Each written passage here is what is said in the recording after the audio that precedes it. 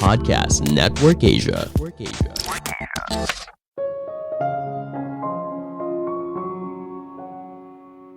Di era sekarang, boleh dibilang kita punya kecanduannya masing-masing. Kecanduan tidak selalu harus berkaitan dengan narkoba, merokok, miras, dan sebagainya. Tapi bisa juga pada hal yang mungkin kelihatannya tidak berbahaya. Misalnya kecanduan makanan-makanan manis, kecanduan media sosial, kecanduan main game, dan sebagainya. Halo semuanya, nama saya Michael. Selamat datang di podcast saya, Sikutu Buku. Kali ini saya akan bahas buku Dopamine Nation karya Dr. Anna Lembke. Sebelum kita mulai, buat kalian yang mau support podcast ini agar terus berkarya, caranya gampang banget. Kalian cukup klik follow. Dukungan kalian membantu banget supaya kita bisa rutin posting dan bersama-sama belajar di podcast ini.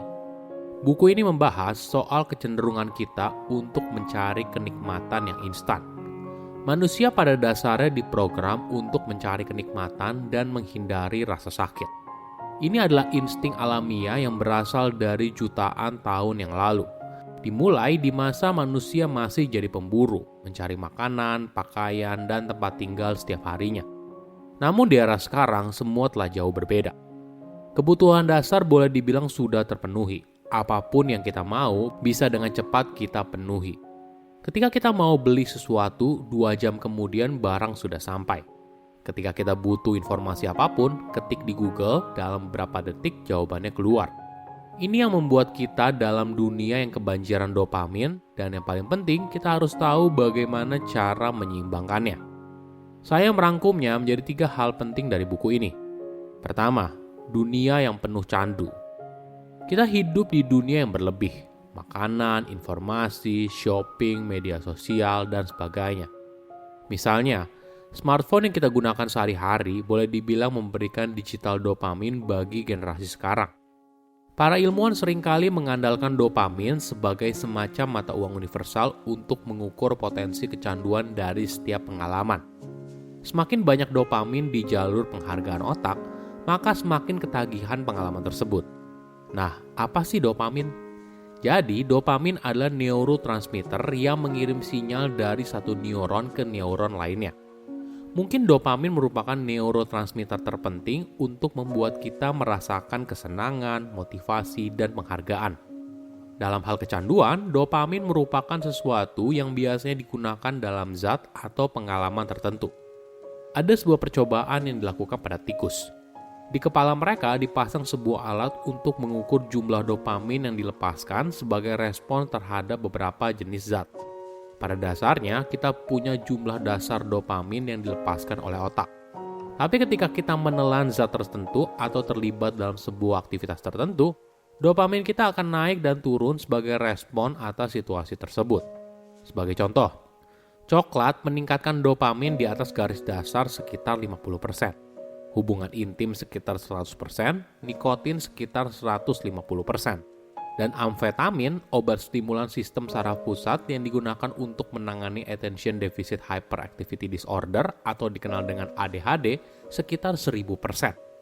Tapi setiap orang tentunya punya reaksi yang berbeda. Apa yang kita pikir nikmat belum tentu sama dengan orang lain. Ada fakta yang menarik. Kenikmatan dan rasa sakit itu bekerja seperti sebuah neraca. Sederhananya gini, bayangkan di otak kamu ada sebuah jungkat-jungkit. Permainan anak-anak yang biasanya kamu temui di taman. Ketika kita melakukan sesuatu yang menyenangkan, misalnya kamu makan sepotong coklat, maka jungkat-jungkitnya akan sedikit miring ke sisi kenikmatan. Dan sebagai hadiahnya, otak akan melepaskan dopamin. Namun perlu diingat, ketika keseimbangannya berubah, maka otak akan cepat beradaptasi. Efeknya, kita jadi menginginkan sepotong coklat kedua. Rasa sakit yang muncul sebagai kompensasi juga bervariasi. Misalnya perasaan tidak nyaman, gelisah, mudah tersinggung, tidak bahagia, dan ingin menciptakan kembali perasaan senang yang muncul.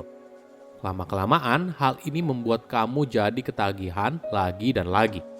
Misalnya, selama ini 1 potong coklat saja cukup, tapi bertambah jadi 2, selanjutnya 3, dan seterusnya. Ini yang dinamakan toleransi. Semakin lama kamu butuh dosis atau jumlah yang lebih banyak, barulah kamu bisa merasakan efeknya.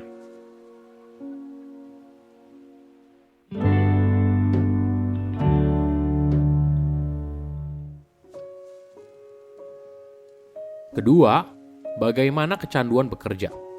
Jika bicara soal kecanduan, mungkin kita langsung mengacu pada kecanduan narkoba, merokok, dan sebagainya.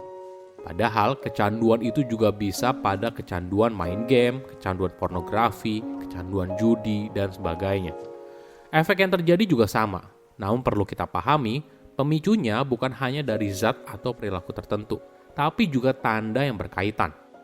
Dalam sebuah program rehabilitasi pecandu miras, mereka menjelaskan kalau ada 3 tanda yang harus diperhatikan agar tidak kembali lagi menjadi pecandu. Orang, tempat, dan benda.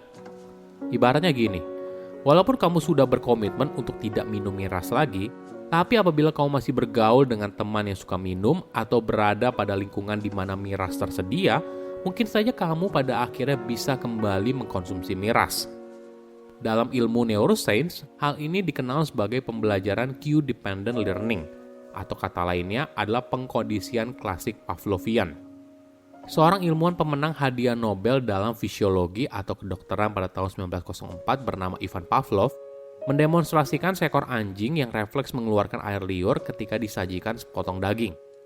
Saat penyajian daging secara konsisten dipasangkan dengan suara bel, anjing tersebut mengeluarkan air liur saat mendengar bel, meski tidak ada daging yang muncul bersamaan.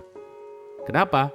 Anjing itu telah belajar mengasosiasikan sepotong daging yang merupakan hadiah alamiah dengan bel yang merupakan sebuah tanda yang dikondisikan. Ketika diteliti lebih lanjut, ternyata otak sudah mengeluarkan dopamin pada tanda tersebut, yaitu bunyi bel sebagai antisipasi kenikmatan yang akan muncul. Lalu, saat apa yang kita harapkan muncul, maka tingkat dopaminnya justru melesat lebih tinggi. Sebaliknya, jika tidak, maka tingkat dopamin akan turun di bawah batas dasarnya. Sehingga ini yang membuat kita jadi kecanduan.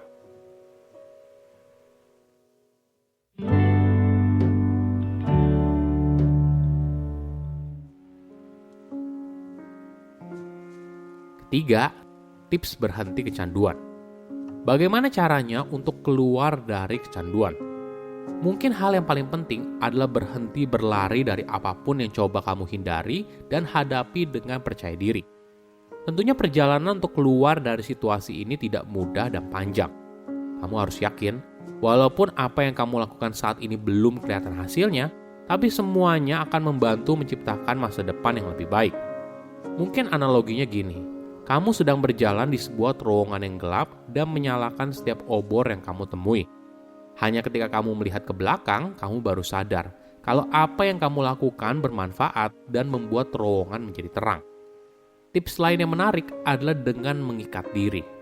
Mungkin kita bisa belajar dari kisah Odysseus.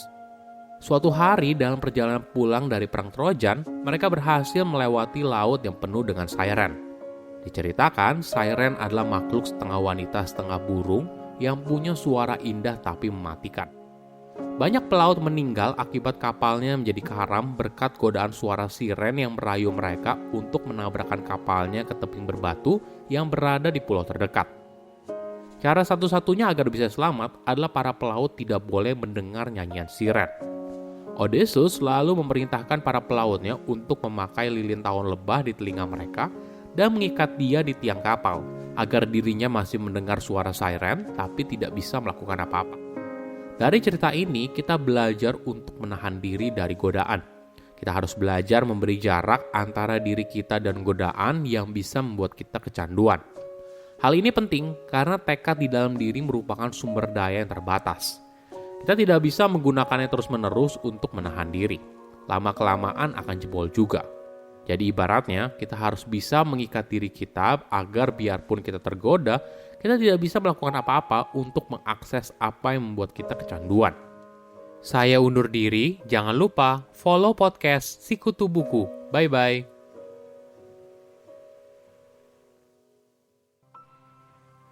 Pandangan dan opini yang disampaikan oleh kreator podcast, host, dan tamu tidak mencerminkan kebijakan resmi dan bagian dari Podcast Network Asia.